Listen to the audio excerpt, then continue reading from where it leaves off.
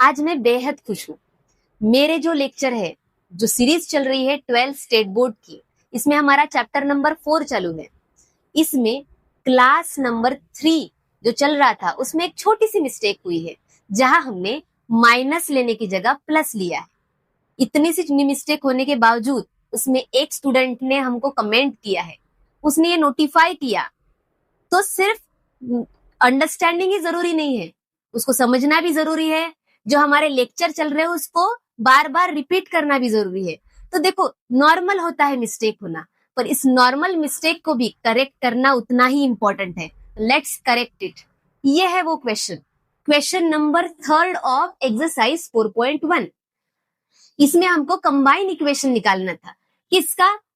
ऐसे ये इक्वेशन में जो अंदर दो लाइंस है, ये दो लाइन का कंबाइन इक्वेशन निकालना था। मैंने आपको पहले ही बताया है इसको कैसे सॉल्व करना। पहले हम इसको कंपेयर करते हैं इसके साथ। कंपेयर करने के बाद a 2h और b की वैल्यू निकलती है। देखो यहाँ पे ये -3 निकली थी। ये क्वेश्चन में देखो जरा, मैंने यहाँ पे m1 प्लस m2 में -2h में -2 तो लिखा, पर b की जगह पे यहाँ जो 3 था -3, ये -3 को ना लेते हुए +3 लिखा है। ये एक साइन की वजह से थोड़ा आंसर में चेंज आया है। तो प्लीज अपनी कॉपीज निकालो। ये क्वेश्चन देखो, जिसने भी लिखा है उसको थोड़ा सा करेक्ट कर लीजिए। क्या है?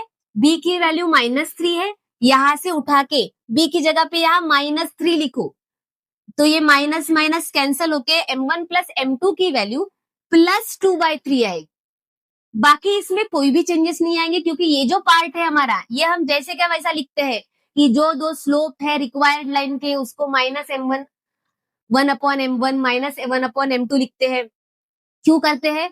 क्योंकि ये लाइंस ओरिजिन से पास हो रही है, ओरिजिन से पास हो रही है तो y = mx फॉर्मूला है। तो ये पूरा का पूरा वैसे का वैसा हर इक्वेशन में रहेगा जब भी लाइन ओरिजिन से पास होगी। ठीक है, कहाँ चेंज करना है? ये जो -3 था, इसको उठा के यहाँ -3 करो, जिसको मैंने प्लस लिया था। ये माइनस माइनस कट होगा तो यहाँ +2/3 आएगा। ये पूरा जैसे का वैसा रहेगा। पूरा सॉल्व करने के बाद देखो, जहां पे हमने m1 प्लस m2 की वैल्यू रखी थी, यहाँ -2/3 की जगह +2/3 लिखना है। आंसर में बस यहाँ चेंज आएगा +2, बाकी सब वैसे का वैसा है। कैलकुलेशन सही है, सारा सही है।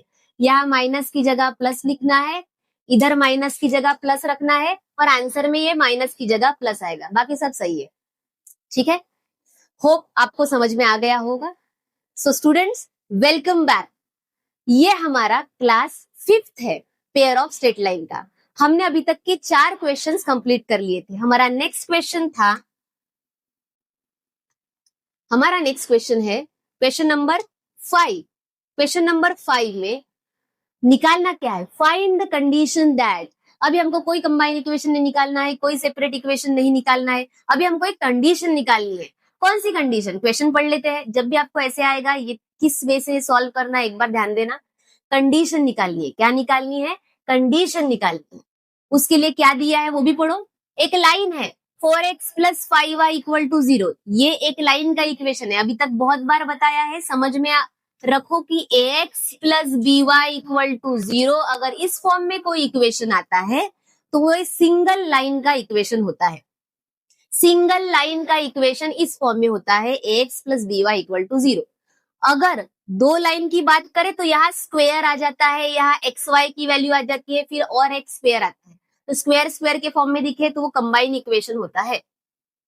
तो यहाँ देखो, यहाँ एक लाइन दी है, ये एक लाइन है, सिंगल लाइन का इक्वेशन। ये कोइंसाइड हो रही है। कोइंसाइड मतलब क्या? अभी मैं आपको ये बता देती हूँ कि कोइंसाइड मतलब क्या होता है। एक तो रहता है परपेंडिकुलर, ये आपको पता है, दोनों लाइंस के बीच में 90 डिग्री का एंगल रहता है। दूसरा रहता है पैरेलल। पैरेलल मतलब दोनों लाइन के बीच का जो डिस्टेंस है वो सेम रहता है हर जगह, जिसकी वजह से वो कहीं भी मीट नहीं हो पाते। ठीक है, और ये है तीसरा कोइंसाइड। कोइंसाइड मतलब क्या? कोइंसाइड मतलब हो सकता है दोनों लाइन एक के ऊपर एक हो, एक ही डायरेक्शन में जा रही है, अलग डायरेक्शन में जा रही है, उससे कोई लेन देन नहीं है। दोनों लाइन एक ही साथ हो, एक ही लाइन में। या हो सकता है, ये देखो यहाँ पेन है दो, ये दोनों लाइन ऐसी रह सकती है या फिर एक के ऊपर एक रह सकती है। It seems like a parallel. तो हम इसको पैरेलल भी बोल सकते हैं, पैरेलल की कंडीशन भी इसमें अप्लाई हो सकती है। तो ये ऐसे रहेगी, दो लाइन एक के ऊपर एक, लाइक पैरेलल, और ये ऐसी रह सकती है, तो इसको कोइंसाइड लाइन बोलते हैं, ठीक है। तो पैरेलल लाइन को हम कभी कोइंसाइड लाइन नहीं बोलेंगे, पर कोइंसाइड लाइन को हम पैरेलल लाइन बोल सकते हैं। वो एक के ऊपर एक रह सकती है या फिर एक लाइन में रह सकती है। तो पैरेलल की कंडीशन हमको पता है, अगर कोइंसाइड है या पैरेलल है तो दोनों में हम स्लोप्स को इक्वल लिख सकते हैं, m1 इक्वल टू m2, ठीक है। इतना समझ गया। चलो अभी क्वेश्चन समझते हैं। क्या लिखा है, find the condition that, condition निकालनी है कि एक लाइन है 4x plus 5y equal to 0, ये लाइन कोइंसाइड हो रही है किसके साथ, one of the line given bye ax square plus 2hxy plus by square. यहां ध्यान दो, ये क्या है, कंबाइन इक्वेशन है। कंबाइन इक्वेशन में क्या होता है, दो लाइन रहती है, दो लाइन में से एक लाइन के साथ ये लाइन कोइंसाइड हो रही है। समझने के लिए एक रफ डायग्राम निकाल के देखते हैं। सपोज ये दो लाइन है, ये दो लाइन के साथ कोई और एक लाइन जिसका equation 4x plus 5y equal to 0 है, ये लाइन कोइंसाइड हो रही हो सकता है ये लाइन के साथ यहाँ वो पैरेलली एक्ट कर रही हो या इसी के साथ आगे बढ़ रही हो। तो ये दो लाइन है, इसी एक लाइन के साथ ये लाइन कोइंसाइड है, जिसको हम पैरेलल बोल सकते हैं या फिर एक लाइन में बोल सकते हैं, ठीक है। तो इसके अंदर की दो लाइन का स्लोप हम क्या लेते हैं, m1 और m2। इसके अंदर के दोनों लाइन का स्लोप m1 और m2 लेते हैं। अब यहाँ पे लिखा है कोइंसाइड, या फिर उसको हम पैरेलल की तरह ट्रीट कर सकते हैं। तो ये दोनों स्लोप को हम क्या लेते हैं, m1 इक्वल टू m2, दोनों स्लोप को क्या लेते हैं, इक्वल, ठीक है। इसके दो स्लोप को नहीं, इसके अंदर दो स्लोप है m1 और m2, इसमें से कोई एक लाइन है, वो लाइन इसके साथ कोइंसाइड है, तो इसका जो स्लोप है m1, सपोज इसका जो भी स्लोप है इसके स्लोप के साथ इक्वल रहेगा, ठीक है, इसके स्लोप के साथ इक्वल रहेगा। ये दोनों का, इसके अंदर जो दो लाइन है उसका स्लोप m1 और m2 है। ये जो कोइंसाइड हो रही है लाइन, ये लाइन का स्लोप और वो लाइन का स्लोप इक्वल रहेगा, ठीक है। अब आप स्लोप को कोई भी ले सकते हैं, इसके अंदर के स्लोप को दो को m1 m2 ले सकते हैं, या इसके स्लोप को m ले सकते, चलेगा, कोई प्रॉब्लम नहीं है, ठीक है। अब अपने को यही चीज ले जाके हुए साथ में सॉल्व करते जाना है, सेम कंसेप्ट को लेके, और एक कंडीशन निकालनी है। वो कंडीशन निकालने के लिए क्यों बोल रहा है ऐसी एक कंडीशन निकालो जो कंडीशन निकालने के बाद, वो कंडीशन को निकालने के बाद ये लाइन इनमें से किसी एक लाइन के साथ कोइंसाइड हो सकती है, ठीक है। चलो सॉल्व करते हैं। इसके लिए हमको क्या यूज करना है, इसके लिए हमको एक ऑक्सिलरी इक्वेशन यूज करना है। व्हाट इज ऑक्सिलरी इक्वेशन, ये हम जब थ्योरम पढ़ेंगे तब उसमें क्लियर कर लेंगे। तो अपना ऑक्सिलरी इक्वेशन क्या है, लिखोगे कैसे, auxiliary equation of, auxiliary equation of, किसका ऑक्सिलरी इक्वेशन, ये जो बेसिक स्टैंडर्ड फॉर्म है इसका, auxiliary equation of ax square plus 2hxy plus by square equal to 0 का क्या है, इज bm स्क्वेयर, दूसरे पेन से लिख लेते, bm square plus 2hm plus a square equal to 0, bm square plus 2hm plus a square equal to 0। इसको भी hash लगाओ, जब जब नया फॉर्मूला दिखता है, जब जब नई कंडीशन दिखती है जिसको हमको यूज करना है, उसको क्या लगाना है, बॉक्स कर देना है और बाजू में हैश लगाना है। हैश लगाओ, स्टार लगाओ, जब आप पढ़ोगे तब आपको पता रहना चाहिए कि ये जो मैंने लगाया है इसको मुझे बार बार देखना है क्योंकि ये नया है, ठीक है, या फिर ये तो फॉर्मूला है इसको याद रखने के लिए, ठीक है। इसको यूज करना है अपने, let m1 and m2 be the slopes of, किसके स्लोप है m1 and m2, slope of line, दो लाइंस के स्लोप्स है, कौन सी लाइन के, represented by ax square plus 2hxy plus by square equal to 0। ये जो स्टैंडर्ड फॉर्म है, इस स्टैंडर्ड फॉर्म में जो दो लाइंस है उस दो लाइन का स्लोप m1 और m2 है, ऐसा हमने लिखा, ठीक है। अब इस लाइन का स्लोप कैसे निकालते हैं, ये जो सिंगल लाइन है उसका स्लोप कैसे निकालते हैं, देखो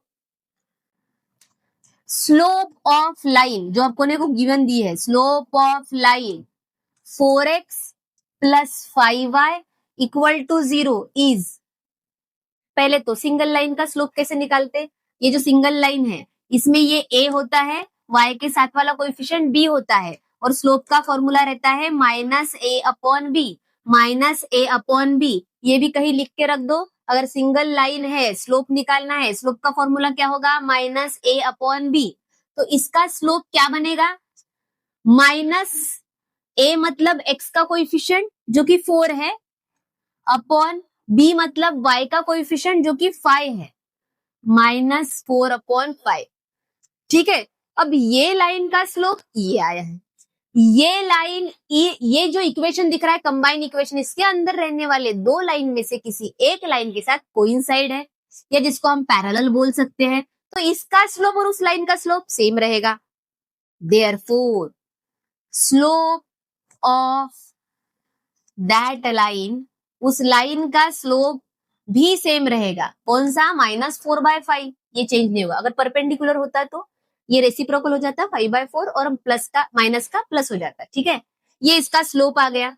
अब यही हम माइनस 4/5 जो स्लोप आया है इसी को एक रूट ले लेते इस इक्वेशन का, इसी को एक रूट ले लेते इस इक्वेशन का, ऑक्सिलरी इक्वेशन का, इसमें वो रख के देखते और रखने के बाद अपने को कंडीशन मिलेगी। ये जो ऑक्सिलरी इक्वेशन है इसमें अपने को जहां जहां m दिख रहा वो है स्लोप, ये वो स्लोप है जिसको अपने को उठा के यहाँ रखना है एज अ रूट, ठीक है, तो यही लाइन अपने को लिखनी पड़ेगी, ठीक है, यही लाइन अपने को लिखनी पड़ेगी। क्या लिखोगे, minus 4/5 is one of the root, एक रूट है, one of the root of, किसका रूट है, ऑक्सिलरी इक्वेशन, ये जो हमने bm square plus 2hm plus a square लिखा है ये ऑक्सिलरी इक्वेशन है, इसका एक रूट पकड़ा है हमने माइनस 4/5 को, ऑक्सिलरी इक्वेशन, ये ऑक्सिलरी इक्वेशन का एक स्लोप पकड़ के चलते हैं।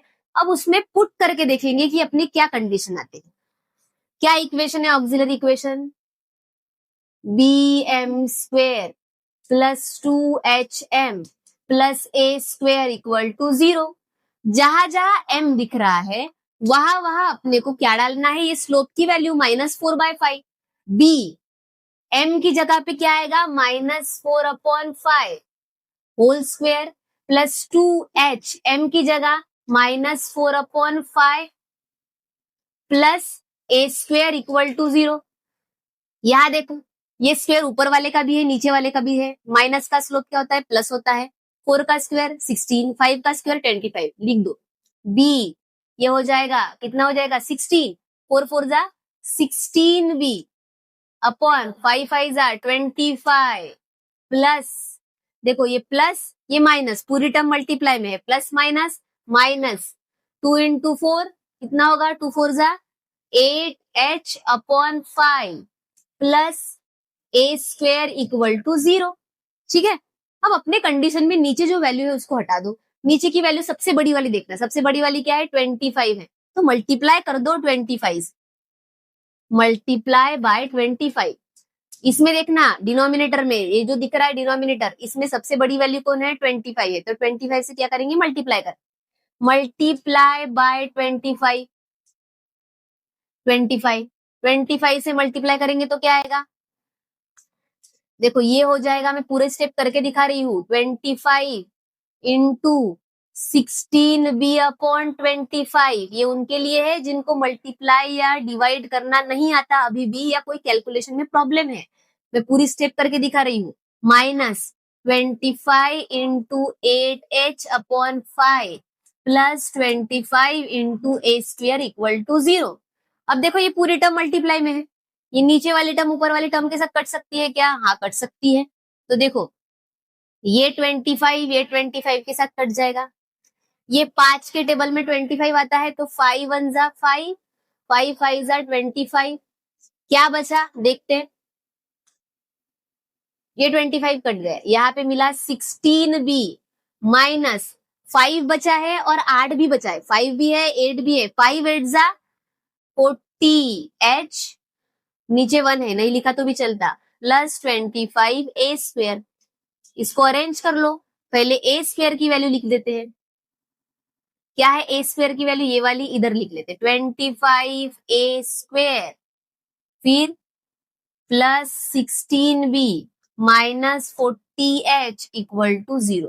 इसको थोड़ा इधर उधर लिखा b और h को तो चलता है, कोई इशू नहीं है। ये वो कंडीशन है जिस कंडीशन के आने के बाद हम बोल सकते हैं कि ये लाइन जो थी, ये लाइन इसके अंदर वाले दो इक्वेशन में से किसी एक इक्वेशन, किसी एक लाइन को, दो लाइन में से किसी एक लाइन को कोइंसाइड है। तो this is the required condition, this is required condition, this is required condition. समझ में आया? जिसको नहीं समझ में आया, कुछ क्लियर नहीं हुआ, ये लिख लो एक बार, नेक्स्ट वाले क्वेश्चन से और क्लियर हो जाएगा। ठीक है, चलो नेक्स्ट क्वेश्चन देखते हैं। नेक्स्ट क्वेश्चन में क्या कहा है, अभी भी कंडीशन ही निकालनी है। कब? दिस लाइन, यहाँ पे लाइन दी है 3x plus y equal to 0 may be perpendicular to one of the line given by this equation. अब क्या बोल रहा है, पहले बोला था कोइंसाइड है, अब बोल रहा है हो सकता है दोनों में से एक लाइन के साथ ये जो लाइन दिख रही है 3x plus y equal to 0 ये परपेंडिकुलर है। परपेंडिकुलर मतलब ऐसा 90 डिग्री बना रहा है। अगर परपेंडिकुलर है तो स्लोप्स कैसे रहते हैं? अगर परपेंडिकुलर है तो स्लोप्स कैसे रहते? m1 equal to minus 1 upon m2 या m2 is equal to minus 1 upon m1, मतलब रेसिप्रोकल और साइन चेंज। ठीक है, ये याद रखना, जहां पे भी नहीं लिखा हुआ किसी ने तो एक बार फिर से लिख के स्टार बना दो कि अगर परपेंडिकुलर है तो m1 into m2 equal to minus 1 लिख सकते हैं या और रेसिप्रोकल है करके वो बता सकते हैं। ठीक है, ये लाइन परपेंडिकुलर है इसमें से किसी एक लाइन के साथ, और कंडीशन निकालनी तो स्टार्ट कहां से करोगे? ऑक्सिलरी इक्वेशन से। स्टार्ट कहां से करोगे? ऑक्सिलरी इक्वेशन लिखो। ऑक्सिलरी इक्वेशन लिखना वैसे ही है जैसे पहले इसमें लिखा था, auxiliary equation of ax square plus 2hxy plus by square equal to 0 is, क्या है ऑक्सिलरी इक्वेशन? अभी हमने लिखा था, एक बार फिर से याद कर लो, bm square plus 2hm plus a equal to 0। bm square plus 2hm plus a equal to 0। ठीक है, यही वो इक्वेशन है। एक बार इक्वेशन चेक कर लेते हैं यही है कि नहीं है। 3x plus y equal to 0, 3x plus y equal to 0 may be perpendicular to one of the line given by this equation. ठीक है, सही है। चलो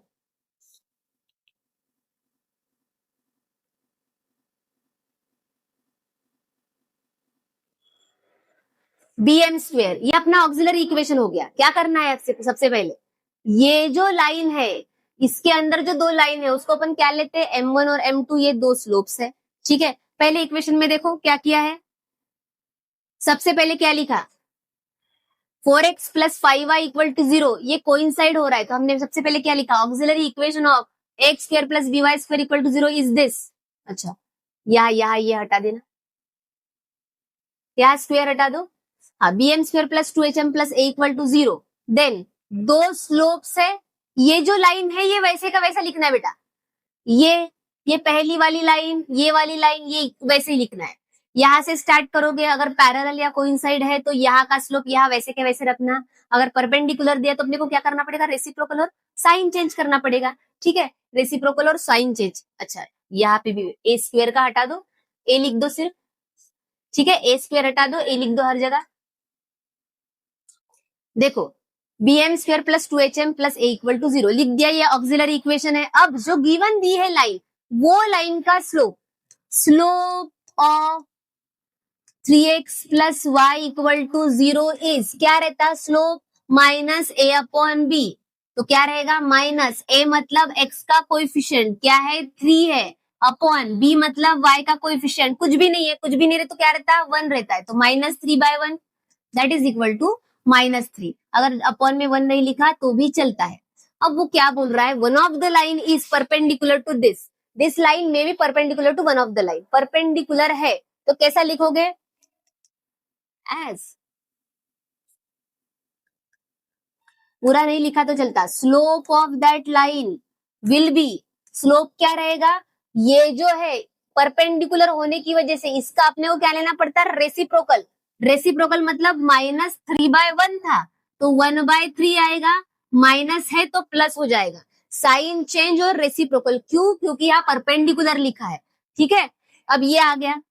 अब क्या करते हैं, यही हम रूट लेते हैं, one of the root of this equation, bm square plus 2hm plus a equal to 0। ये जो ऑक्सिलरी इक्वेशन है, ये ऑक्सिलरी इक्वेशन का m जो दिख रहा है स्लोप है, ये स्लोप में ये वैल्यू रखते। ठीक है, अब क्या लिखोगे, 1/3 is one of the root, 1/3 is one of the root of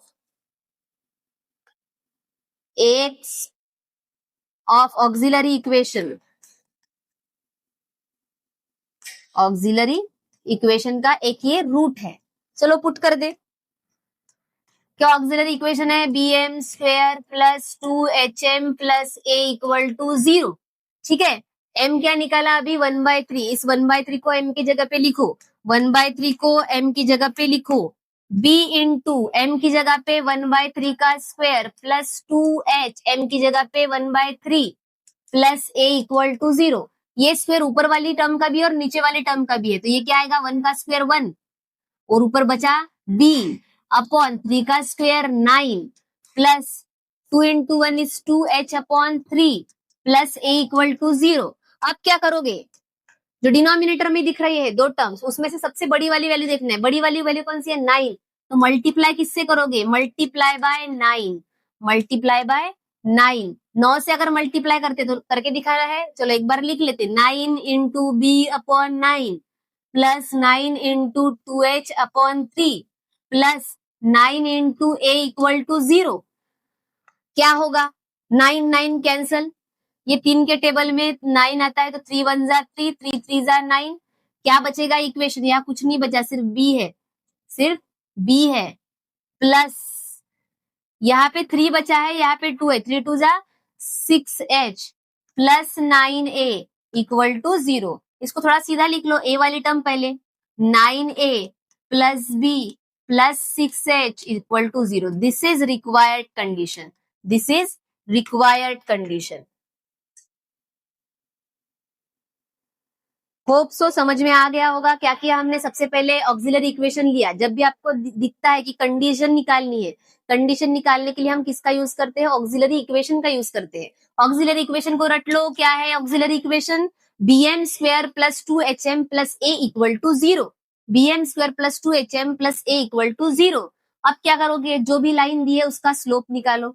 वो स्लोप अगर वो लाइन के साथ पैरेलल या कोइंसिडेंट दिखता है तो इक्वल दिखाओ, या फिर अगर परपेंडिकुलर बोला तो रेसिप्रोकल लेके साइन चेंज कर दो। कहाँ रखोगे वो स्लोप, या ऑक्सिलरी इक्वेशन में जहां m दिखता है। सॉल्व करो, कैलकुलेट करो, एक कंडीशन मिलेगी, यही वो रिक्वायर्ड कंडीशन है। समझ में आया, ठीक है। इसी की तरह एक नेक्स्ट क्वेश्चन है, थोड़ा सा चेंज करके दिया है, इसी की तरह है क्वेश्चन नंबर 6। अभी तक हम क्वेश्चन नंबर 5 कर रहे थे, उसमें भी कंडीशन निकालनी थी और उसके सब क्वेश्चन 2 थे। अब क्वेश्चन नंबर 6 में देखो क्या बोल रहा है, if one of the line is given by this, ये जो लाइन दिख रही है ax square plus 2hxy plus by square, इसमें जो दो लाइन है उसकी एक लाइन परपेंडिकुलर है किसके साथ, px plus qy equal to 0 के साथ। क्या है, परपेंडिकुलर है, तो हमको शो करना है कि ये आना चाहिए। अभी देखो ये जो पहले वाला है, पूरा सॉल्व करने के बाद हमारी ये कंडीशन आई है, अब उसने कंडीशन ही दे दी। क्या बोलता है, ये कंडीशन है, ये वो कंडीशन है लास्ट में आने वाली, ये कंडीशन आनी चाहिए, इसको शो करो। उसके लिए अपने को क्या दिया है कि ये जो लाइन है ये परपेंडिकुलर है इसके अंदर की एक लाइन के साथ। सॉल्व कैसे करोगे, बिल्कुल वैसा ही जैसे पहले हमने किया था। ऑक्सिलरी इक्वेशन ऑफ, लिखना बिल्कुल सेम है, ऑक्सिलरी इक्वेशन ऑफ, किसका auxiliary equation, ax square plus 2hxy plus by square equal to 0 is क्या है, अभी याद हुआ, फिर से याद करो, bm square plus 2hm plus a equal to 0। अब जो गिवन लाइन दी है वो कौन सी है, px प्लस qy, तो क्या लिखोगे, slope of px plus qy equal to 0 is क्या होता है, माइनस a अपॉन b, तो माइनस ए मतलब x का कोएफिशिएंट, यहाँ पे p है नंबर की जगह पे, b मतलब y का कोएफिशिएंट, q है यहाँ पे नंबर की जगह पे, तो नंबर की जगह पे अपना स्लोप p और q के फॉर्म में आया है। ठीक है, अब क्या लिखते हैं हम, अब लिखते हैं कि therefore slope of that line, कौन सी लाइन, जो परपेंडिकुलर है, slope of that line is q की परपेंडिकुलर है, तो क्या होगा, इसका रेसिप्रोकल q बाय p और माइनस साइन का प्लस साइन हो जाएगा यहाँ पे। ठीक है, अब उठा के ये वैल्यू bm स्क्वायर के इक्वेशन में डाल दो, ये वैल्यू उठा के ऑक्सिलरी इक्वेशन में डाल दो। ठीक है, तो क्या लिखोगे, पहले एक लाइन लिख लो, क्या लिखते थे, वन ऑफ द रूट, या फिर ये वाला q by p is one of the root, एक रूट है किसका, ऑफ ऑक्सिलरी इक्वेशन, ये ऑक्सिलरी इक्वेशन का एक रूट लेके चलना है। तो ठीक है, इसको अपन पुट कर देते हैं, p by q, q by p को यहाँ पे पुट करोगे स्लोप की जगह, ऑक्सिलरी इक्वेशन bm स्क्वायर दोबारा लिखना ही पड़ेगा तुमको यहाँ पे पुट करने के लिए, क्योंकि बोर्ड में स्टेप्स मार्किंग रहती है। ठीक है, b m की जगह पे q by p square plus 2h, m की जगह पे q by p plus a equal to 0, लगा दो ये स्क्वेयर इसको भी और इसको भी, ये हो जाएगा b q square upon p square plus 2h q upon p plus a equal to 0। बताओ किससे मल्टीप्लाई करोगे, क्या दिख रहा है डिनोमिनेटर में, यहाँ पे p है, यहाँ पे p स्क्वेयर है, बड़ा कौन है, p स्क्वेयर है। ठीक है, तो इससे डिवाइड मल्टीप्लाई कर देते, मल्टीप्लाई बाय p स्क्वेयर, तो क्या होगा, देखो p square into b Q square upon p square plus p square into 2hq upon p plus p square into a equal to 0। क्या कटेगा, देखो क्या कटेगा, p स्क्वेयर, यहाँ पे एक p कटेगा, एक रह जाएगा, तो अपना इक्वेशन क्या बनेगा, यहाँ क्या क्या बचा हुआ देखो, b q square plus 2hq और p भी बचा है, 2hpq, एक p बचा है क्योंकि एक ही कटा, plus p square a equal to 0। Arrange कर लो, ए पी स्क्वेयर, देखो ये पूछा है वैसे देखते, A P square plus 2hpq plus B Q square, आ गया क्या, एक बार चेक करो आया कि नहीं, plus B Q square, this is the required condition जो कि पहले से इन्होंने दी थी। देखो कंपेयर करो, a p square plus 2hpq plus B Q square आए कि नहीं, ये हो गई वो कंडीशन जो उसने दी थी, उसको निकालने के लिए अपने को वही कैलकुलेशन करना पड़ा जो हमने पहले इक्वेशन में किया था।